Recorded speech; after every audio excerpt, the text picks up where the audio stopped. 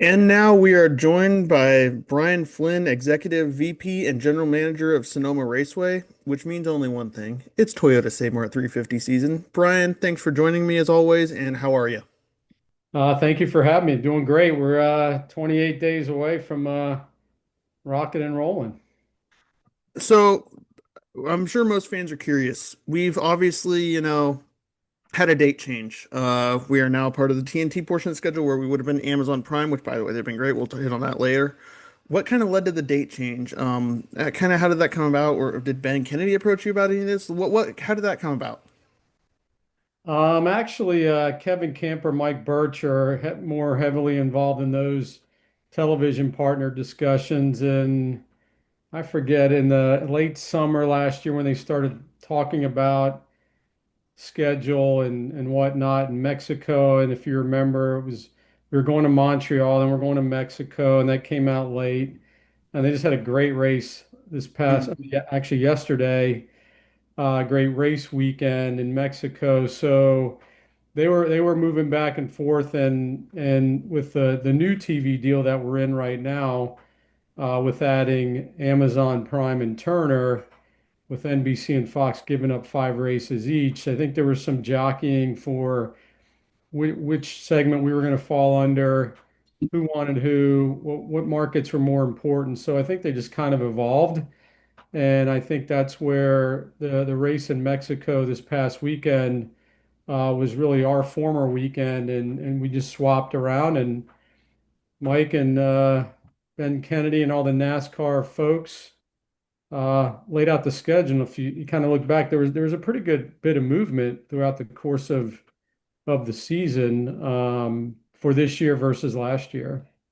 And how important is it to you? Like, first of all, we can touch on it right now. Amazon Prime has been a breath of fresh air to the sport. We're going to get Turner Sports, which is going to be the same booth as Amazon Prime.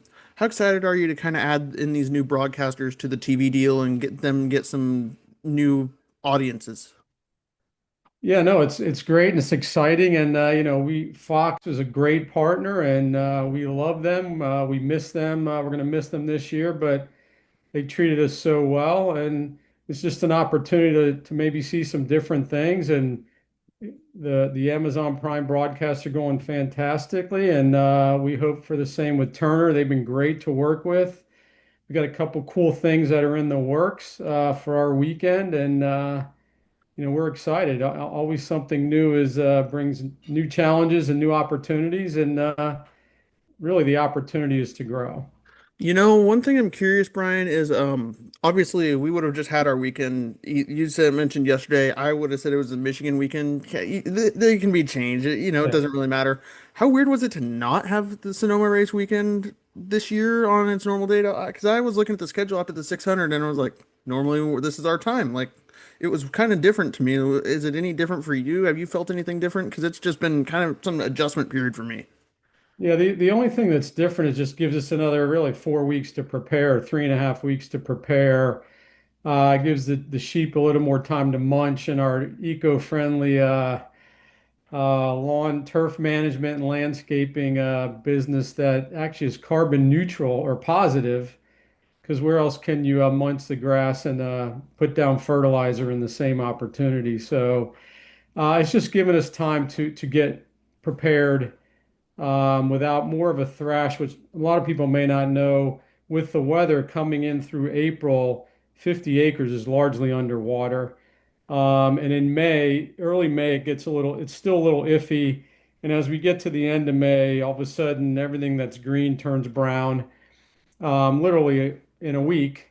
And the grass then dries out, and then we're thrashing in 50 acres to get it ready for all the 800 campsites that we've sold to our loyal partners and fans. So it just gives us a little more time to prepare 50 acres. And then the rest of the property, as you know, we have a ton of on-track activity. So we move some things around, and we're just wide open with 300 event days, operating the track 300 event days throughout the course of the year. I'm curious. This is the biggest thing that stood out to me when the schedule came out for this season. We've got the NASCAR weekend on the 13th of July. Then you got NHRA 2 weeks later. How is that going to work and logistically for the track? I know our friends at Vegas do it all the time. They make it look easy. Have you leaned on them? How's that going to work for you guys?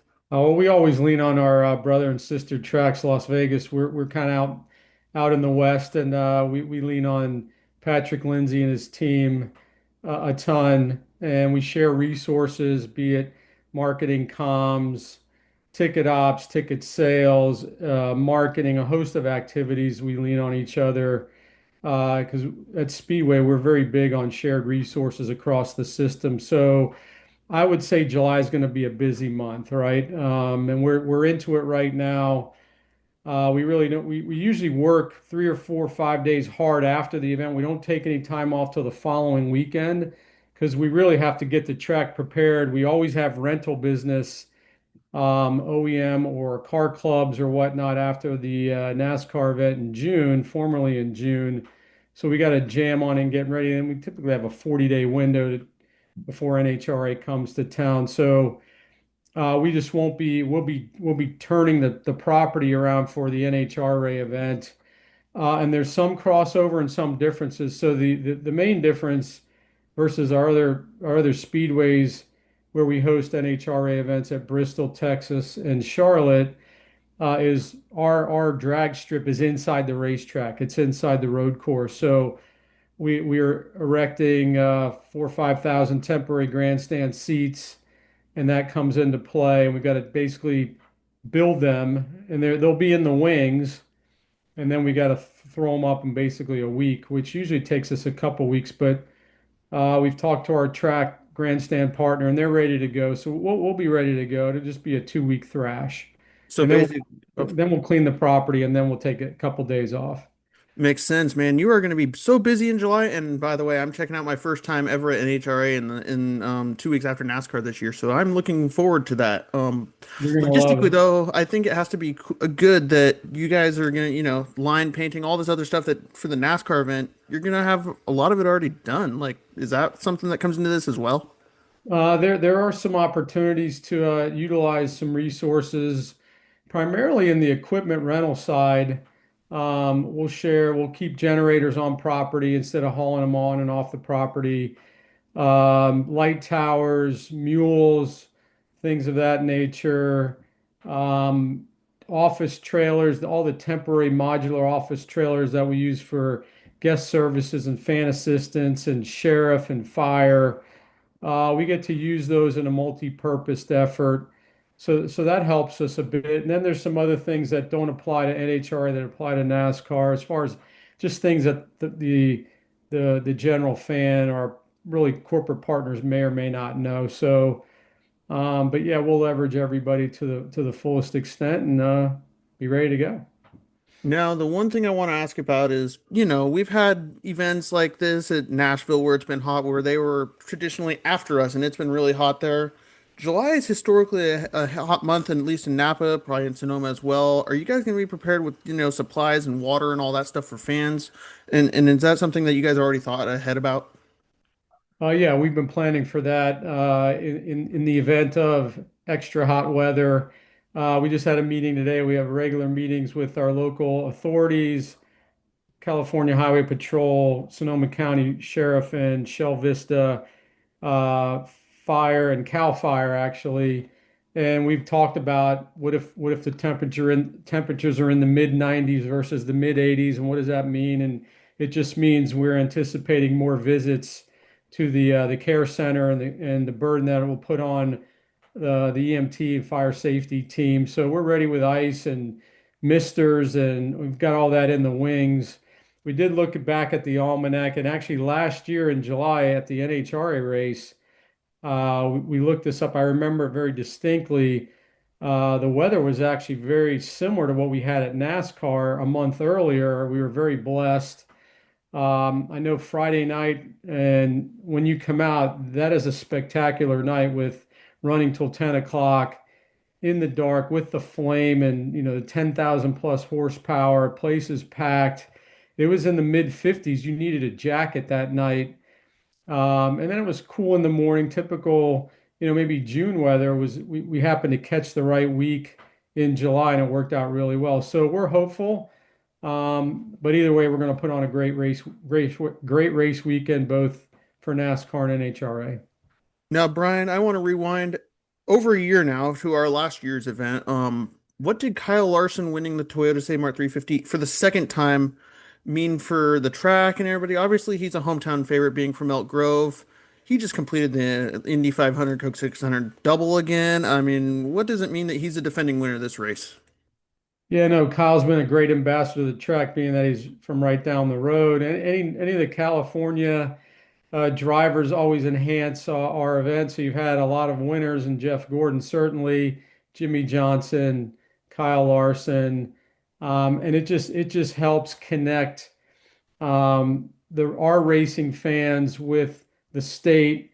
And as you know, there's such a loyal following of NASCAR fans out here in the North Bay area, going, in the whole region for that matter, Sacramento, Tahoe, down below Monterey, the peninsula. It just helps. Kyle was out probably 40 days, 30, 40 days ago to help promote with DAP, and we had our Save Mart Day, which they come out every year, and it's just a big event. So it was really very special. You're talking about Save Mart. I just went to my local Lucky in Napa and I see Ty Gibbs staring at me. I see Daniel Suarez staring at me. That's always a reminder that it's time. How good is it to have a partner like Save Mart who does this activation in the North Bay? Because every year I go to my local Lucky, we got two in Napa, and there's NASCAR drivers staring at me with all their sponsors. How big is this for you guys to be able to get more people to your race? Yeah, it's so, I mean, they're so vital to our success. It's going to be the 35th running of the Save Mart 350, Toyota Save Mart 350. I mean, that's an incredible run. And we couldn't do it without them. They're such great partners. They promote in the marketplace. I got some cool things that are coming out now with ticket promotions and in-store opportunities. And we are so blessed to have them. And it's just a great weekend. And Brian, I want to ask. Obviously, this is going to be part of this will be the round of eight, I guess is what you call it, race, even though it's the round of eight in Vegas is in the fall, but this is the round of eight for the in-season tournament. What are we expecting from the mid-season tournament? There not many details have been released, but it's a very interesting amount of tracks that are on that list. Yeah, I think it's just an opportunity, kind of like the NBA. They created the season inside the season, and just trying to create some fan interest and other opportunities to showcase the sport and create these little mini windows and competitions inside the main event. So we're looking forward to it. We'll see how it shakes out, and it should be interesting. I'm also curious, I'm sure you're aware of Sprint Car Star Corey Day and having a development deal with Hendrick Motorsports. He will be in the ARCA West car for Spire Motorsports and in the Hendrick 17 car. What does it mean to get another California dirt guy back racing in two of our races that weekend? Because, I mean, he is going to be something good in NASCAR, I think. He's another Hendrick name that I think fans are going to want to know about. Well, we've had a lot of success with California dirt car, sprint car drivers, as you know. Yeah, it's always helpful to have a local or more local driver come in. It adds to the flair, and it just creates the interest and the connection with the fan. And we can't do that enough, right? It's so critical to make those connections and interactions, and really gives the fans someone to root for that they can feel as a hometown favorite. And being new to this arena, it should be pretty interesting to see how they mature and how they run. Now you've got a lot. There is a lot of on-track activity this weekend for Sonoma NASCAR weekend. You've obviously got the ARCA West race on Friday. That'll be fun as always. Saturday, we finally moved the Xfinity Series up like 5 hours, which I'm so thankful for after leaving the track at like 10 o'clock the last 2 years. But after that, Mike Joy's in the historic Trans Am race. How important is it to get the historic Trans Am race and Mike Joy especially in the field again? I mean, Fox doesn't have the race anymore, but the fact that he still wants to come race, what does that mean for the track? Well, Mike's a big supporter of our facility. He actually has a place in the industrial park where he keeps that Trans Am that he's running. And he just is always mindful and supportive of Sonoma Raceway. So that's really key for us. And hope he has a great run. And his son Scott's in the event as well. So, we just got a host of activity throughout the course of the weekend, as you mentioned, from ARCA to Xfinity to historic Trans Am, and then finally the culmination of the Toyota Save Mart 350 on Sunday, and then all kinds of stuff for fans, fan activity. We got our farm to finish line ag program on Saturday in turn 10, and we moved it from the tech garage. We had a great, successful campaign last year, and we're just always trying to find things that bring the fans out, give them a unique experience, and make a memory for them when they come to Sonoma Raceway. Looking more at the Xfinity series. The Xfinity series also got a new broadcast partner this year, the CW. Adam Alexander. Again, it's funny, he's the common denominator in all these things we're talking about. But what does it mean to have a good partner like that? The CW has done a great job with the Xfinity series, and how do you like it that they're going to be, showing the race through their lens this year?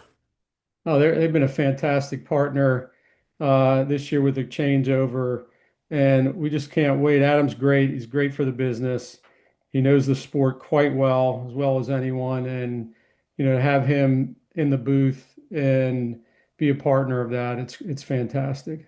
The Xfinity series has been a really fun season all year. I mean, we just saw Daniel Suarez winning his home race in Mexico. I mean, they've been putting on great shows no matter what. I was in Vegas. That was a great race when Lincoln Justin Allgaier, Justin Yep. Allgaier won that race.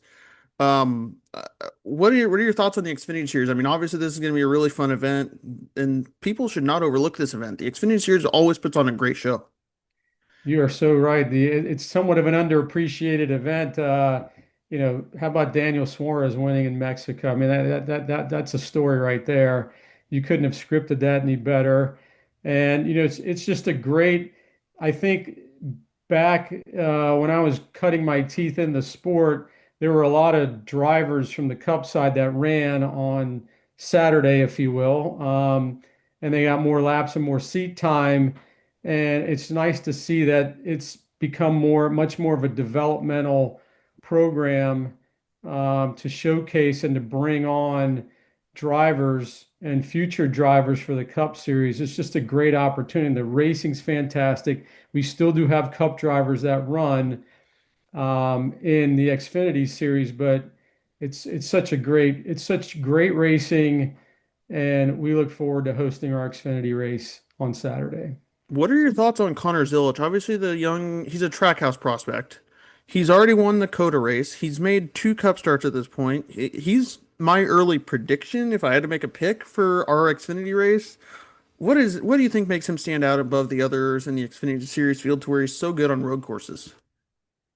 That's a good question. It could be a lot of factors.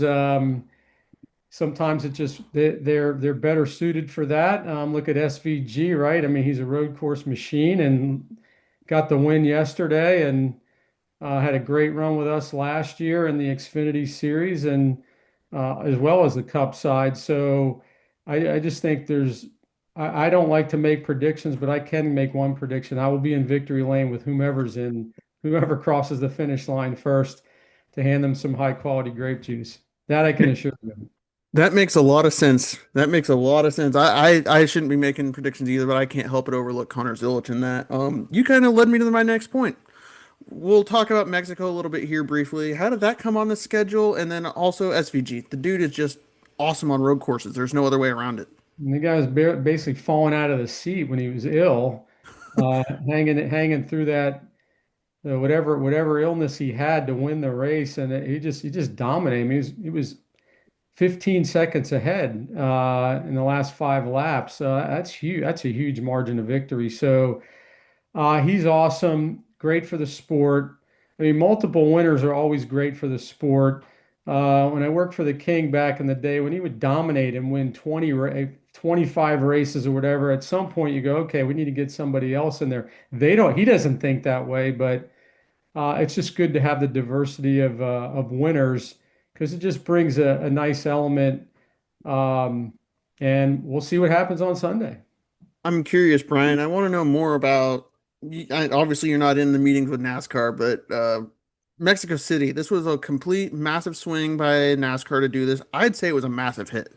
Obviously, you've heard about it because our date got moved because of it. But First of all, what were your thoughts on it? What were your thoughts on the new road course? And how did this come about on the schedule? Well, I think Ben Kennedy's been NASCAR's been pushing to go international and broaden our base. And you can do that a couple of ways. You can either physically go there or partner, right, with NASCAR series. So obviously Montreal was on in their sights as well as Mexico. And I wasn't in those meeting rooms, but you hear different things and different points in time. And they zeroed on with their partners in Mexico. And I will tell you, everything I've heard over the last week has been phenomenal with from everything to the logistics that you've read and heard about, getting across the border, traveling in convoys, inspections, and the teams, coming from Michigan, swapping the equipment out and then running down 2,000 miles to Mexico and then to deal with all of that. And the city was so welcoming. They just knocked it out of the park. They just the drivers could feel the energy and the enthusiasm, and it's a big deal for Mexico. And I thought it went off fantastically. And we'll see if there's any more schedule movement next year. They're hinting, and it's not a secret. They're talking about Montreal, and what does that mean? And all I do know is they'll have three road course races in 4 weeks, right? So between the street race, us and Mexico, so I think they're trying to package them in to get the guys dialed in. I'm curious, you just brought up a good point. They're going from the street race to Sonoma. Do you expect a lot of the teams to use the same equipment or swap out road course cars? Obviously, they're completely different road courses. One's literally on the streets, but I mean, they're both Yeah, I turning think right. they Like, do you expect teams to use the same equipment? I think the cars are set up differently, so they'll have different cars and equipment. Other than the hauler, obviously, and all the other supportive equipment, but I would expect to have different cars.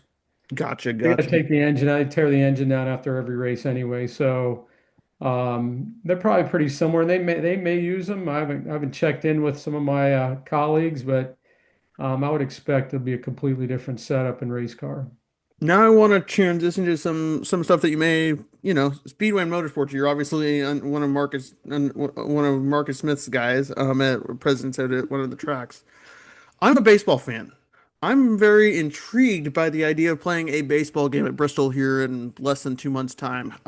What do you know about that? And obviously, the Braves and Reds are going to be a new way to get NASCAR fans introduced to baseball and baseball fans introduced to our NASCAR side here. What are your thoughts on that? Well, I think it's great. I mean, I think Jerry Caldwell's done a fantastic job with Steve Swift, and they're right now getting ready to get the facility turned over for, I don't know the exact date, it's first week in August. And it's going to be the highest attended baseball event ever with over, I think the attendance is 125,000 people. And if you remember, we had a college football game at Bristol.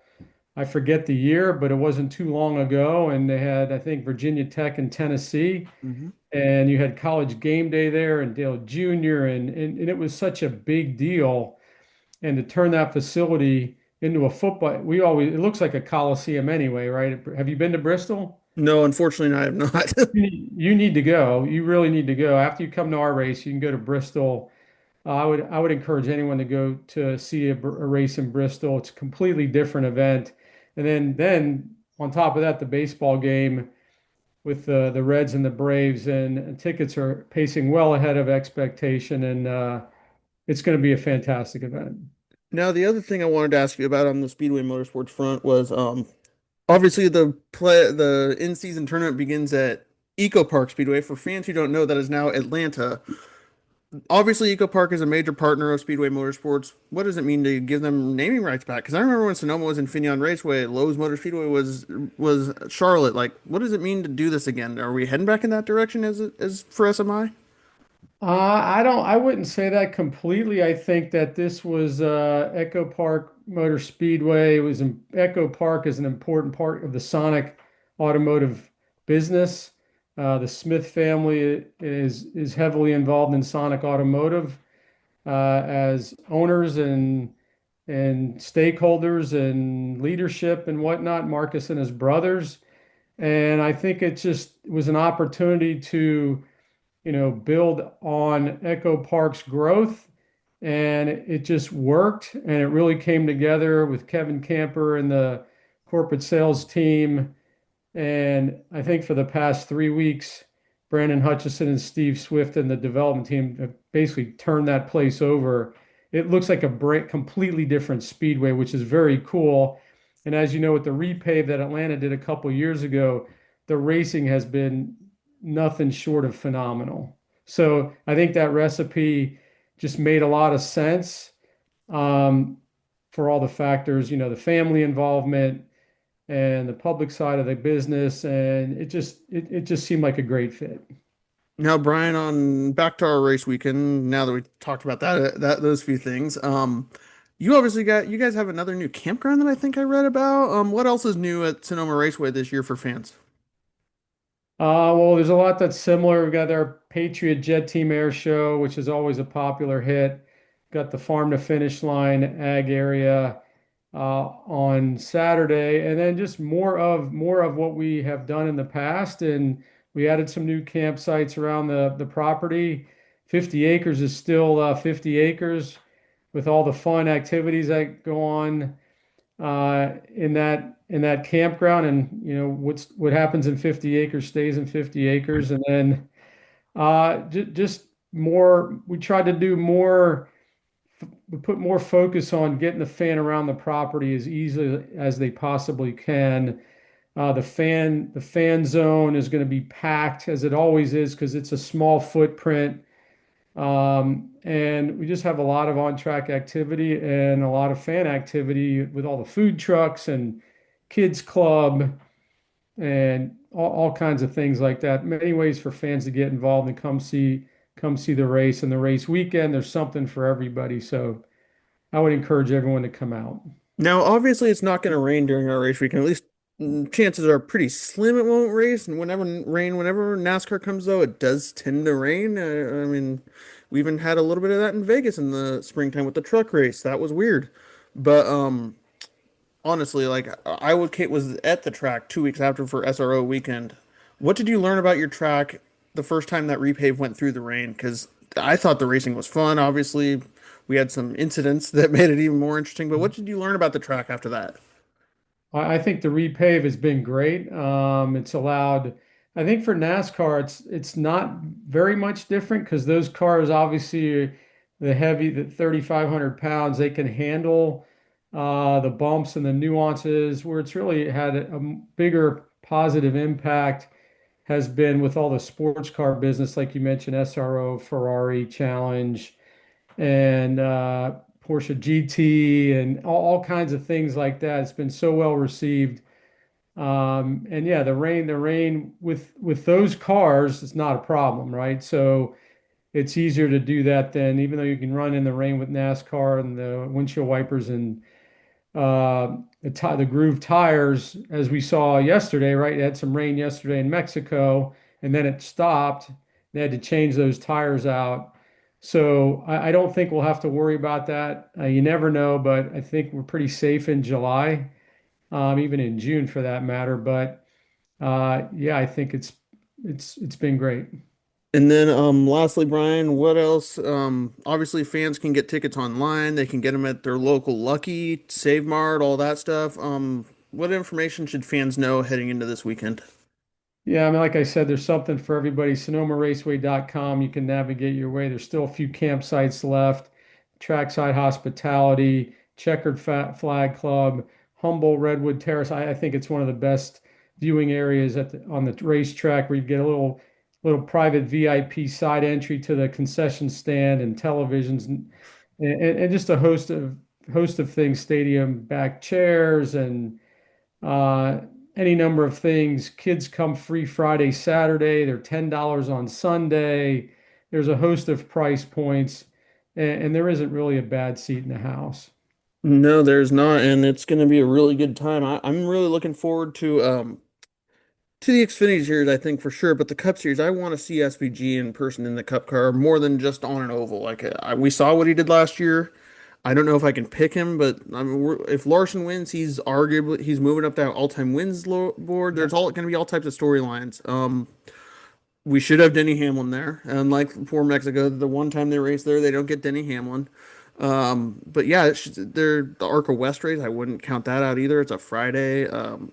It's going to be a very interesting weekend. It's just weird to me that it's the latest it's ever happened, which is it is the latest it's ever happened, correct? I want to get my history Yeah, right before I writing the believe that's story. correct. I think we looked. There were three races. I forget, and that were in May actually, early mid May, and outside of that, we pretty much had the same spot more or less. Well, Brian, I can't thank you enough for joining me. This has been awesome, and have a great race weekend, and thank you for your time. Yeah, thank you guys. You guys have been great to us, and come see us for sure. Oh, I'll say hello to you. All right, have a good night. You too, Brian. Thanks.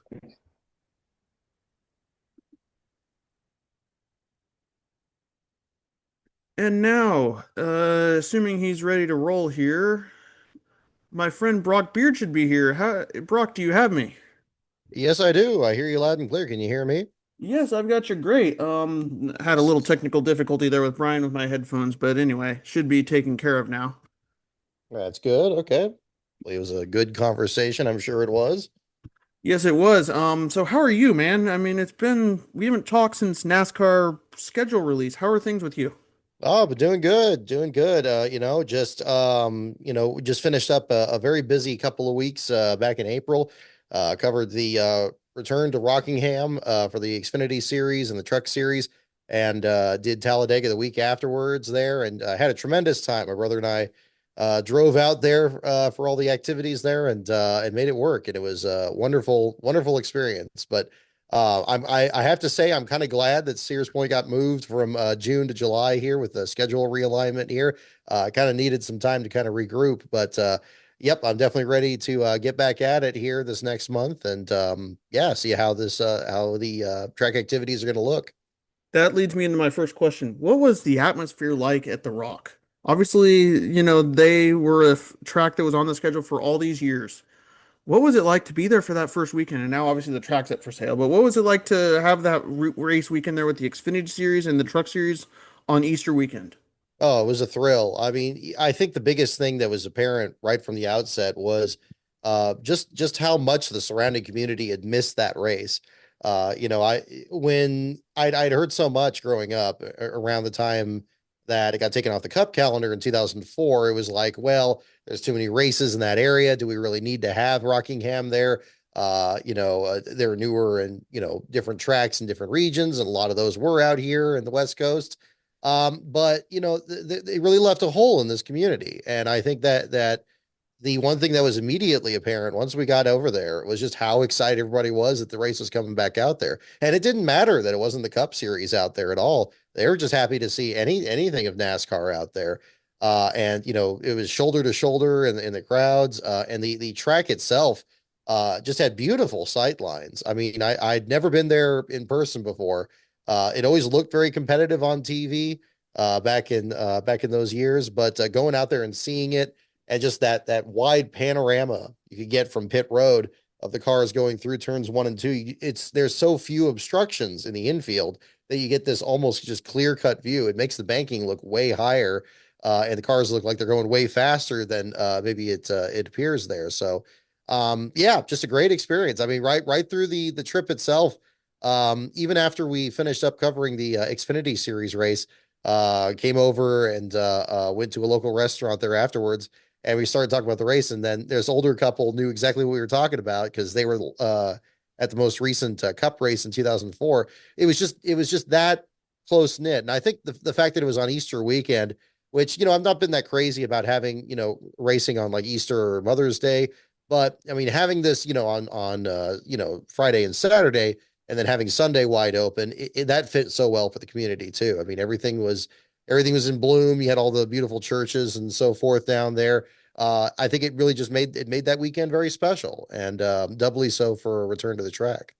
And then the next weekend you went to Talladega. Did you experience Talladega Boulevard at all? I did actually. I'm afraid I emptied the tank from Talladega Boulevard. I had I was covering the action there for the Xfinity race on Saturday, and I was in the garage area when Parker Retzlaff fell out of the race. They're following my usual beats at the last place finishers. And one of the fenders, the left front fender off his car, was left behind by a garbage can, and so I was carrying that with me because nobody else wanted it. I kept waiting for somebody else to pick it up, and nobody else picked it up, so I just kind of carried it on the way out. And as I kind of was getting a head start on my article, and it was getting dark, and our car was parked out outside the track. So basically, the reason I'm saying this is that I was walking up Talladega Boulevard carrying this fender in my hands there, and that was yeah, I fit right in. I would have to say everybody was really excited. People like, dude, I gotta touch it, dude. I gotta, can I buy that off you or something like that. But it was cool, and it made it back home too, which was a challenge in its own right there. But Talladega Boulevard is every bit as crazy as it's made out to be for sure. I didn't make it out to the concert there. My brother did. He had a great time with that. I was kind of listening to that in the background when I was working on my article that afternoon there. But really cool, and I'd love to do it again one day. What was it like to see the super speedway racing? Because obviously the Xfinity series, we know they're going to put on a show. They put on a Yeah. show that race.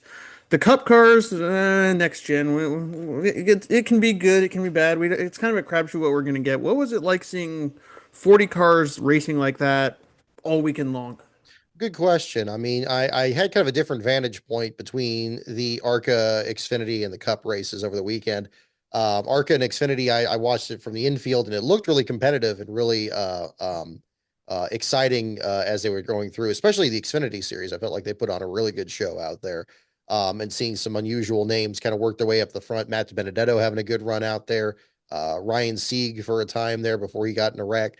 But the Cup Series one, I was up in the grandstands in entering turn one. So I had a completely different view of the track activity there. I think the first thing that was really strange was the green flag comes out, everybody gets bunched up in the four wide formation, and you really don't realize how small that pack is in relation to the size of the track until you're actually there. Because I mean, on TV, it looks like, oh, you're always within earshot of it, and it's going so fast that it's going to be back around there.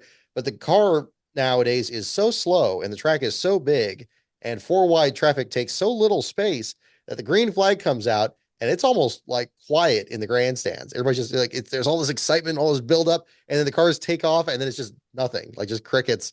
And you're watching people, pick their way around, and they're taking a while getting back around. And then, yeah, it gets picked up again once they come into the tri-oval and so forth. In terms of the overall racecraft of the Cup Series, I found the race pretty competitive.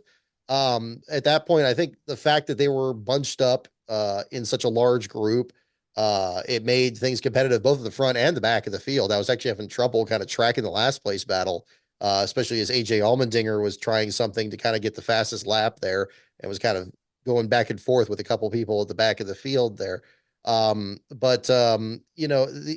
liked once it got kind of stretched out. You could see when they were kind of going full throttle. You had a couple different pit strategies work out. You had a couple different drafts, and then those drafts would kind of break up and ultimately kind of had to factor in the finish. We had Josh Berry and I think Kyle Busch were right in front of the leaders. It was interesting to see, if the leaders are going to catch them by the end of the race. I'm just glad the race finished under green, to be honest, because I mean, so many times we watch the race at Talladega, it looks like something really crazy is going to happen. It looks like it's going to be a close finish. And then like a big wreck happens and it freezes the field or goes into overtime and it's just a mess. I was glad it didn't devolve into that. I see where people's frustration comes in from watching it on TV because, yeah, once they got in 2-by-2 formation at the end, nobody seemed like they could step out of line. And obviously, you'd want to see something like a, Dale Earnhardt 18th to first kind of thing, and that would be great. But I still think, even when they were locked together, I was entertained. I was pretty sick at that point. By Saturday, I lost my voice when I was out on Talladega Boulevard, and I took me about a couple weeks to kind of get it back. But it was still entertaining, and but I can see where people's frustration would come from too. And Austin Cindric won that race. People forget he is a really good super speedway racer.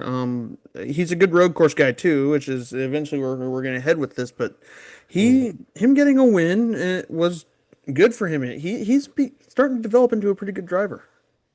He is, and I know Denny Hamlin was very high on him on his podcast there, talking about um, the fact that these super speedway races get to be, you know, it's not the same kind of racecraft that it used to be. And you don't really have as many drivers that are specialized super speedway guys. But Cindric's probably the best example we have now that like Dale Jr. is retired and some of these other drivers have stepped away.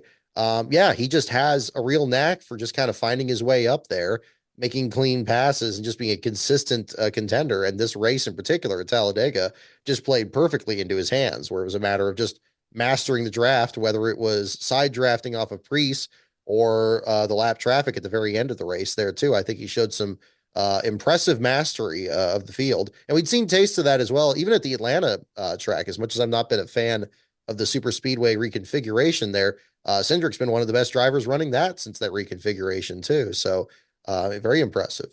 Echo Park Speedway now. I just asked Yep, Brian about yep. that. Echo Park Speedway, exactly. Yeah. But yeah, that was good for him. I mean, it's been a very interesting Cup Series season today. I mean, Kyle Busch hasn't won a race, but we've had William Byron win the Daytona 500. Obviously, Kyle Larson is going to do Kyle Larson things. We've had all four Penske cars, if you include Josh Berry, win a race. I was there in Vegas when Josh Berry got his first career win. What a scene that Oh, was. how Um, exciting. How was that? it was it was pretty cool because people don't realize how good Josh Berry is on mile and a halfs in Vegas, especially. He won in a junior motorsports car at Vegas just a few years back. That's I right. so I could have seen that coming, and Penske has won the last two races at Las Vegas. People don't realize that before Larson had won the last three. So Ford versus Chevy will always go on. That's NASCAR for you. Sometimes you hit on something, but it's fun to see the different winners for a change. Like Josh Berry. I mean, this was a guy that came up through the late model ranks. For him to be in the locked that Wood Brothers historic team into the playoffs is big. Oh, huge. And in their 75th anniversary for the Wood brothers, too. We just had the 75th anniversary of the Petty family last year and all the celebrations with that. And it's great to see the Wood brothers be able to, yeah, know that they're in very early in the season and everything else is a bonus from here, no matter how far Barry gets in the playoffs. So very exciting. And then obviously Brock. On the more NASCAR Sonoma front, how weird, this is a date change for both of us. You mentioned that it helps you. It's actually kind of different for me. This last weekend when they were at Mexico, I'm like, this is weird. Sonoma should have already happened either the 9th or the 15th. I mean, Yep. did you feel anything kind of different? It was odd. I just thought it was odd to not be there the second week of June. It has been odd. I mean, obviously we have had more restructurings of the schedule, especially in the next gen era here, and I applaud them for trying different things. I think that for me, that's probably not going to settle in until we get to like the end of this month, because I mean, because yeah, I mean, then we run the panoply of all those dates that we usually had in June. That we had the dates. It used to be in early June, then mid June, like you said, and then other times in late June. But yeah, it was always definitely before the 4th of July, and now obviously it's very much going to be after that. I think it's probably going to take late till late June or early July for that to really sink in. And then on top of that, just the difference in weather. I mean, I anticipate it's going to be very warm in July, as you know, it gets very warm out this direction here this time of year, July and August in particular. And it's going to be a challenge, and that's going to be very much for the drivers as much as everybody else involved there. But that'll be part of the story. What challenge do you think the Heat would do to the drivers? Obviously, they could lose their minds because when it's hot, they don't think straight. But as Larry McReynolds would say, their wires are arcing in their head. But what do you think that's going to do for the race? Like, obviously, could we maybe see more tire wear? What are we thinking if it is hot? I mean, it's a good question. I mean, it's probably just a little bit of everything. I mean, there's been they've with the next gen cars specifically for the Cup Series. I mean, there's been advances they've tried to make in terms of making the cars as comfortable as they can be with the slits in the rear glass and trying to improve the air circulation in the cars and what advancements there have been in for cool suits. Although not every team has access to those either. We'll see how that works out. I think it's going to be probably more of a concern in the Xfinity series where it's much closer to the cars like we had a few years ago in the Cup Series, where there were real issues with air circulating in those cars, and indeed we'd seen some drivers just feeling very uncomfortable afterwards. Cody Ware was very red in his face. I saw there was one year I remember going by the garage area and his car pulling in for the Rick Ware team and him just looking just ill, having to get helped out of the car. And that could be, that could be a potential concern for the Xfinity teams, especially the smaller teams where they don't have access to maybe the best cooling equipment out there. And especially if that Xfinity race is going to be much later in the day, kind of like what we saw last year with Shane Van Gisbergen's win. So I think that's going to be tricky. As the tire wear, hard to tell. I mean, this is definitely a track that burns off tires very quickly. AJ Allmendinger said as much. I remember during one track visit a few years ago, and then doubly so with this new surface. I mean, I think we saw some very competitive racing on this surface last year. Things get very dicey out there in either series, and extend that to the ARCA West series as well. I would anticipate more of the same, maybe just a bit crazier, perhaps even as you said, with drivers getting exhausted on top of issues with the tire adhesion out there. The thing that stood out to me last year was with the with the fresh track we're being repaid, we had higher speeds, which led to a lot of mistakes. Yes, We had more wrecks than I can remember at a race in recent memory last year. I mean, and then they put that barrier inside at turn 11. Now that's to be determined if that'll be back, but I would not be shocked if it takes the drivers another year to get used to this configuration, and you're going a little faster in these corners than you used to. Like, because last year that was the thing that really stood out to me was the increased speeds. absolutely. It's a very good comparison because I mean, uh, in my mind, back when there were only two road courses on the schedule, obviously there's many more now.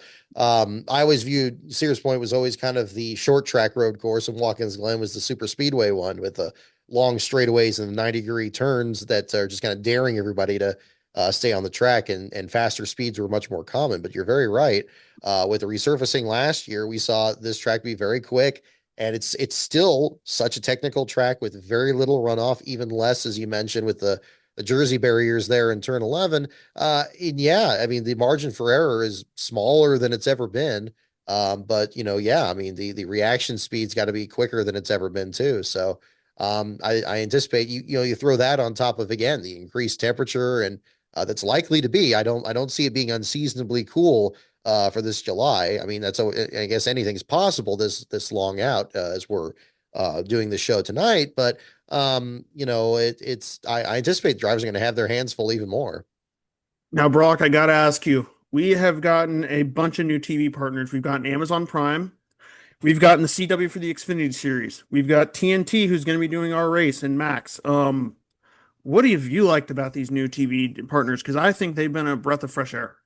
Oh, absolutely. It's the one aspect of this sport that it seems very resistant to change, honestly, I think, which is unfortunate because it's the primary vehicle by which we all experience the sport when we're not actually at the track. I mean, it's such an important element, but I feel it's been overlooked. If you think about the classic ESPN with Bob Jenkins, Ned Jarrett, and Benny Parsons, they only covered the Cup Series for 20 years. We've had Fox cover it for 25 years now. And yeah, their group has changed a little bit there, with bringing in Clint Boyer and Kevin Harvick.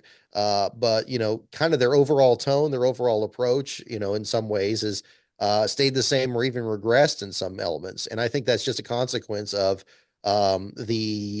just staying in that position for a very long time and not having as much competition. They're not looking at other networks like they did back before 2001, where you had 5 or 6 different networks out there, and all of them had kind of their own thing, and they're all kind of competing for views. And yeah, they got their own portion of the schedule, but they all kind of had their own, unique tone to the sport there, and different camera angles or graphics or intro music or something.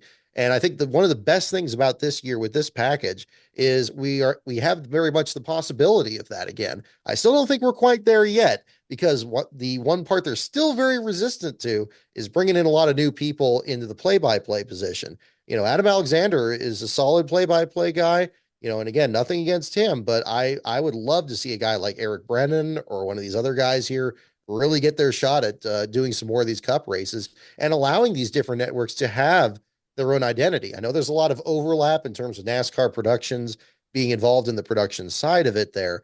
But it would be nice if these different streaming services wasn't just, reshuffling the same people around there. Thankfully, that's where Prime has been in really the best position of all of them so far. And I'll be anxious to see how well TNT picks up the ball from here. Again, Carl Edwards is doing a fine job there. Corey LaJoy as well, which is tremendous for LaJoy, given the fact that, people, it seemed like the consensus on him has kind of turned these last couple of years from being kind of the underdog in the sport to kind of, people being very critical of how outspoken he is. But yeah, I mean, I think they put on a good show. They've, and I know Larry McReynolds expressed concerns and saying like, look, there's different restrictions as to broadcast TV versus streaming, but really at this point they have to compete and they have to make the most of whatever limitations Fox has there. And these other networks are definitely trying different new things. I think the CW has been really impressive. Again, same role in the play-by-play there, so not showing a lot of imagination there. But the graphics package, the sound editing, back at Daytona in particular, they really came out the gate very strong. Unfortunately, they've been doing some remote broadcasts, which I think has been to their detriment. But Parker Kligerman and Jamie McMurray in the booth have been absolutely outstanding. And there are times where I'm not sure which is saying what, but they get so excited at the activity. They're not just like having fun and goofing around on the couch here. They're actually like invested in what's happening and telling the story of the race. And so these are little bits that are coming out. And I think it's the direct result of having this increased competition. And I'll be very curious to see at the end of this year where everybody else kind of settles on that. Once we see what the TNT experience is and when NBC picks up their portion of the schedule again, that's going to be very exciting. It's been I've really liked Amazon Prime because they do an hour pre-race and then they go for like an hour and a half post-race. Like that is something that is the speed era and then they do interviews in Victory Lane. They have the drivers on. It's been such a whirlwind of coverage that feels like we were missing. Oh yeah, it's tremendously I have to admit, I hate to toot my own horn, but it's tremendously vindicating on a personal level because I've been griping about the stagnation of these broadcasts for years and how they just kind of go into the same motions and again, it just feels like they're not challenging themselves or they're not challenging each other. But now the gamut's been thrown, and they should have anticipated this for the legacy groups in there for Fox and NBC. They should have seen this coming. If they didn't, I'm honestly quite shocked because yeah, now they're on their heels and they're saying, well, we can't do this because of that. We can't do this because of that. Well, these other guys are going to be doing it in the meantime, and they're only going to get more sure-footed and better at this the longer it goes. And yeah, by having a longer post race, by showing more investment in what's actually happening at the track, by the production crew showing these really creative camera angles and showing as many cars as possible rather than zooming in on just the leaders the whole time. It's wonderful, and it's just paying. It's never always a big change. It's just doing the little things a little bit better, and that's how close we are. And it's that one missing piece that I feel this sport has needed to really kind of get back some of its mojo that honestly has been lost for like the last few years. There's other things that need to be worked on with the car and so forth, but that will hopefully come in due time. And then the streaming part of it, I know some people don't like it, but I've enjoyed it. It's because, you don't have broadcast window. There's not a broadcast window there, which is what Amazon is working with, and they are taking full advantage of it. It's sad that this is their last week with Pocono, but TNT and Max, hopefully they just pick up right where they left off before we get to NBC. I hope they do. And and that's the only concern going into this here is yeah, the accessibility of all this. And this is, I remember back in 2001 when Fox and NBC took over ESPN and and TBS and those other broadcast partners along the way. That was the way this was originally marketed, is that you were going to have you could be able to just watch these races on broadcast. You didn't have to watch it on basic cable, and it was going to be more accessible to a larger audience. But right away, reviewing kind of that 2001 season for a video series I'm doing right from the outset, there were already exceptions where like, oh, we're gonna have some of these races on FX, or some of these qualifying sessions aren't gonna be broadcast live, or oh, TBS is still gonna be involved, but it's gonna be TNT now.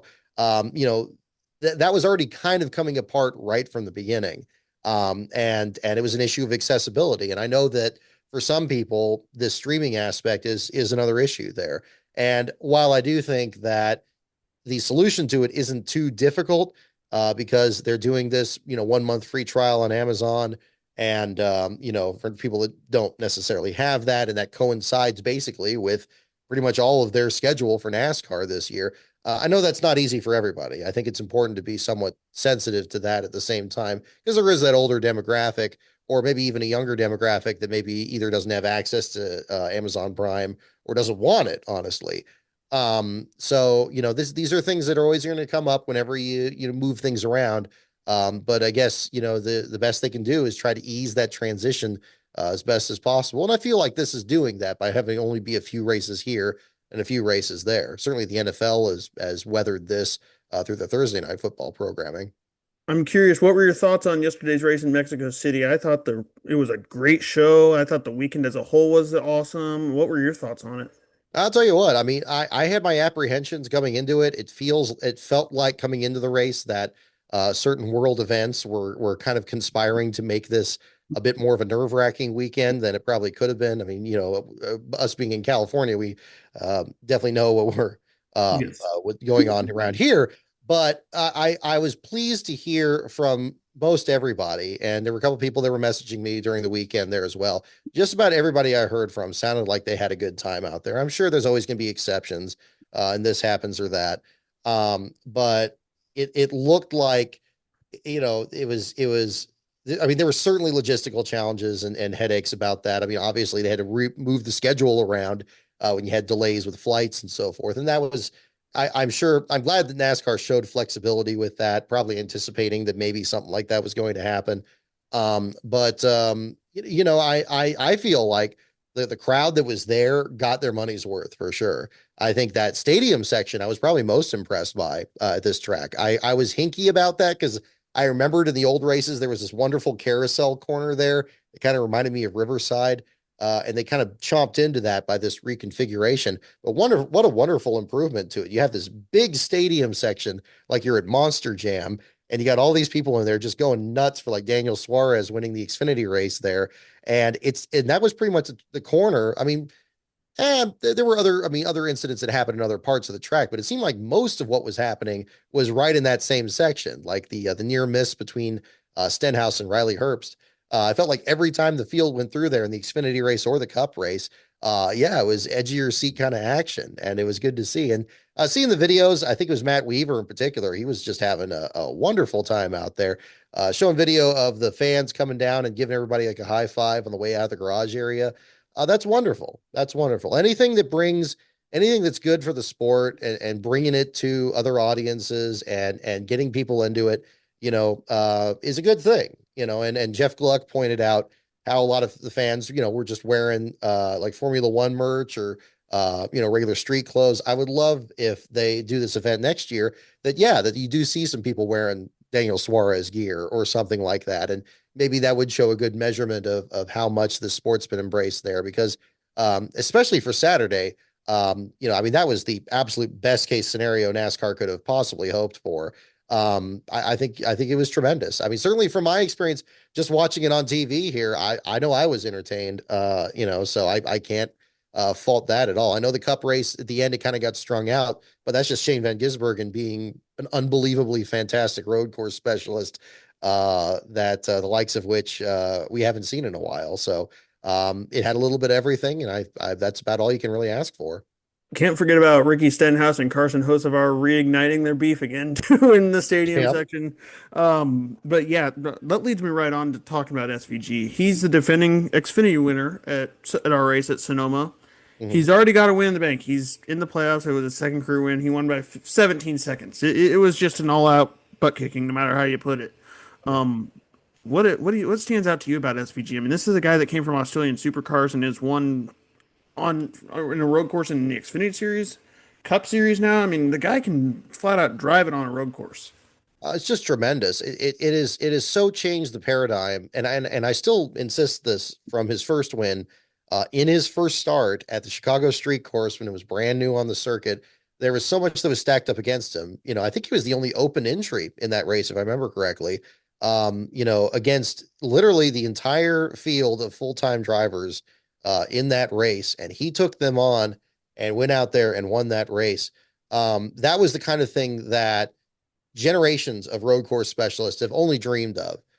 Something that Boris said had always tried to accomplish in his career when he was helping these drivers figure out the road courses and constructively kind of making his own job kind of obsolete in that era. That Ron Fellows was trying to accomplish. He did accomplish, in fact, in the Busch Series and the Truck Series, not in the Cup Series, but coming very close to doing so.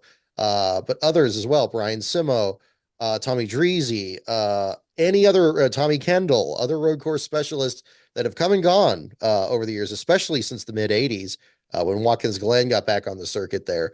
Drivers that, were always contenders and kind of mixed things up with the regulars, but never could quite get to victory lane. And that was always the criticism. I always remember reading in the papers at Sears Point each year, they'd be like, why are these guys in the show? They don't have a chance at winning, and they're driving for small teams that are struggling. These guys don't have good cars. And yet, time and time again, they would outperform and do well. And, Scott Pruitt getting a top five, or PJ Jones at Watkins Glen. I remember driving for AJ Foyt. Wonderful storylines, but never could quite get a win. To me, when Shane Van Gisbergen won that Chicago race, he carried the legacy of all those other road course specialists with him and realized something that none of them, really were able to do in the Cup Series. And, I know that there's others you could, I did a video on this a while back about, okay, well, is AJ Allmendinger, a road course specialist, or so on and so forth. You could split hairs about it, but the true, the match of experience in road courses, but inexperience in NASCAR really does go back to Mark Donohue at Riverside back in the 70s there. And Van Gisbergen is really the first example of somebody doing that and taking it to the field in the Cup Series since then, since the days of Dan Gurney, and owning Riverside in that era. So seeing what I saw in Mexico, going back to your question, this past week was very much a reminder of how talented Van Gisbergen is and how exceptional that first win was at the Chicago Street Course. I feel like some of that's been forgotten just because he's been struggling on the ovals and he struggled a bit in the Xfinity Series, but that'll come with time. They're going through the same spec car evolution in the supercar series that they are in the Cup Series now. So he's not really that far off from it, I feel. And there's been a lot of question and debate about, does he deserve to be in the playoffs or not? That could be a discussion for another time. I think it's really more of a condemnation of the point system than anything that he did. But hey, the man earned his spot, and he may well give him hell again this fall. Well, my thing is also, like that's why this playoff system at times works. Sure, we have our reasons why we don't like it, but they brought SVG in to win a road course. He didn't get the job done at Coda, but he can easily win Chicago before they come to our way. He could easily win Sonoma. And then Yep. there's Watkins Glen in the regular season. He could start stacking up playoff points and finish maybe inside the top 25 in points. I mean, you can make your argument, sure, but the man is really good on road courses, and he's slowly but steadily, people don't realize it's getting better on ovals. He went from being outside the top 30 at the beginning of the season to now he's inside the top 20. So he's incrementally getting better, and we got to forget this guy's a rookie. Like he's only going to get better. Exactly, exactly. And he and Riley Herbst are actually having a pretty good battle for rookie of the year right now. It's not Herbst is not walking away from him here. And certainly this weekend with Herbst nearly getting wiped out by Stenhouse and then Van Gisbergen pulling off the win.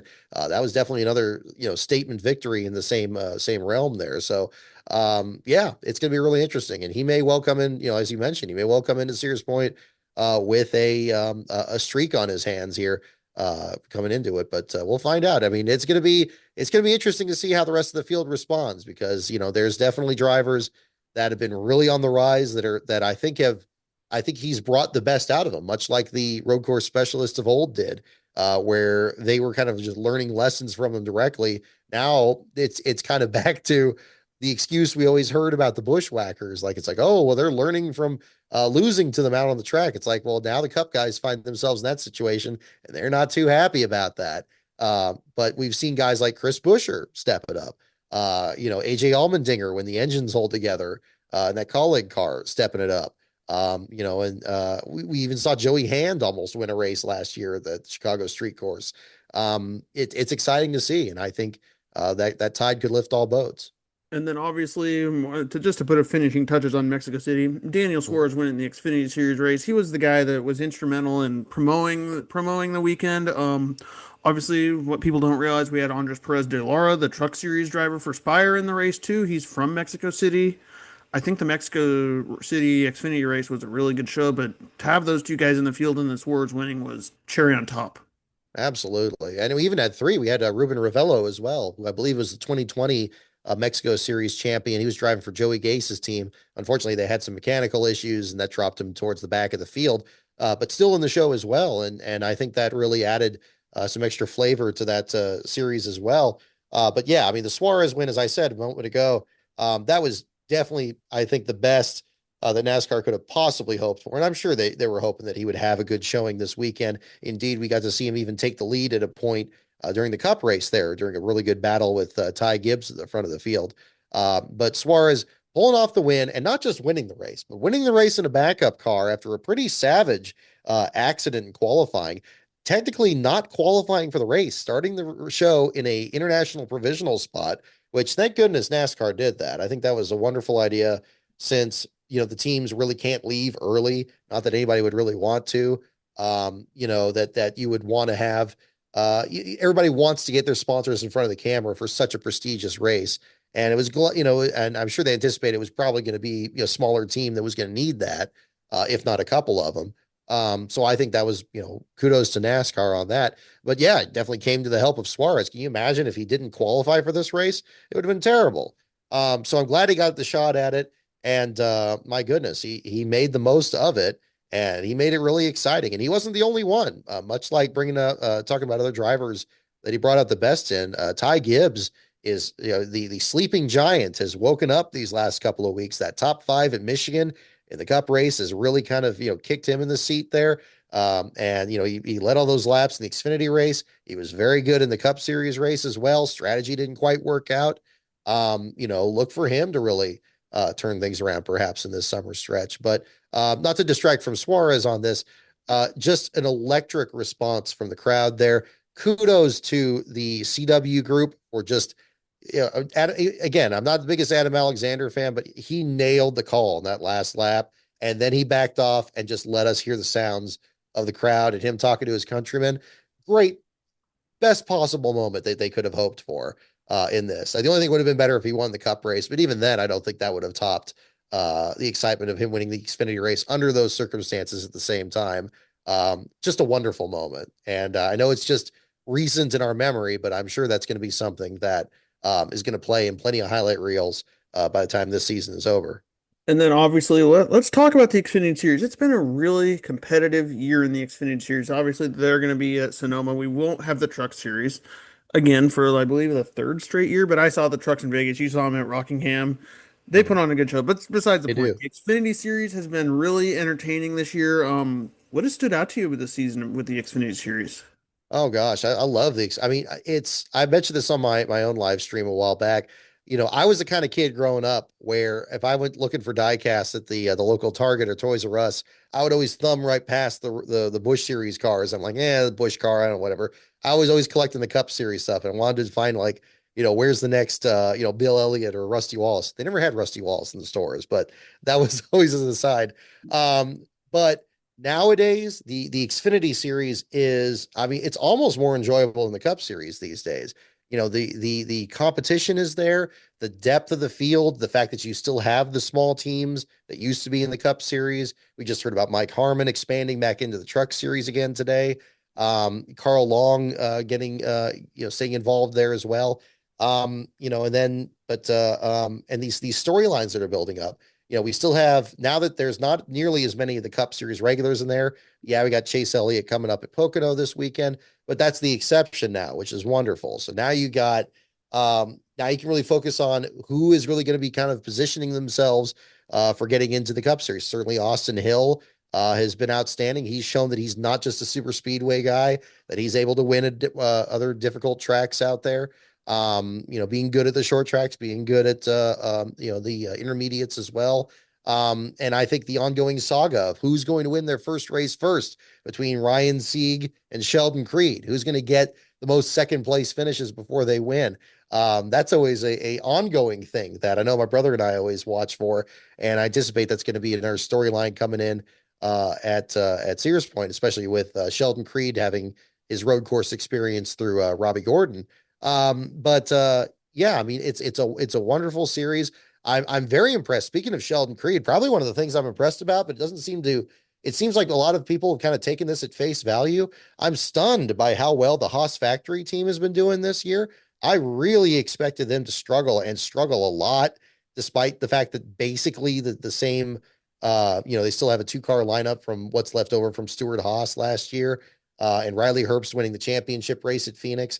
I expected them to really be at the back of the field. I thought I was going to write a lot of articles about them. Hardly have this season for the last car feature because they're always up there.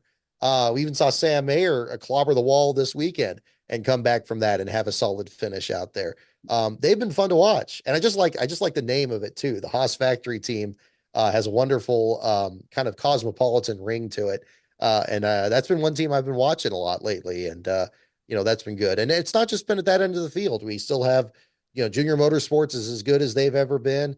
The Gibbs team, Eric Almirola having a career resurgence there as a part timer. We've seen Brandon Jones do well in the 20 car. And then you got all the part-timers coming in there, Brad Perez, Sage Karam, some of these guys we may see at Sears Point. We'll see what the entry list actually looks like once we get there. They've had flashes of brilliance. We had Ryan Ellis get his first top 10 after what, like a decade of competing in the series. Tremendously emotional moment. These are things I'm so used to seeing in the Cup series over the years, but we're seeing so much of it in the Xfinity series, and it really needs to be played up, I'd say, even more. And hopefully the CW is going to continue to do that. Well, you mentioned the Xfinity series. I was there in Vegas when Allgaier won. Granted, that was the week when the week after he should have won the Phoenix race.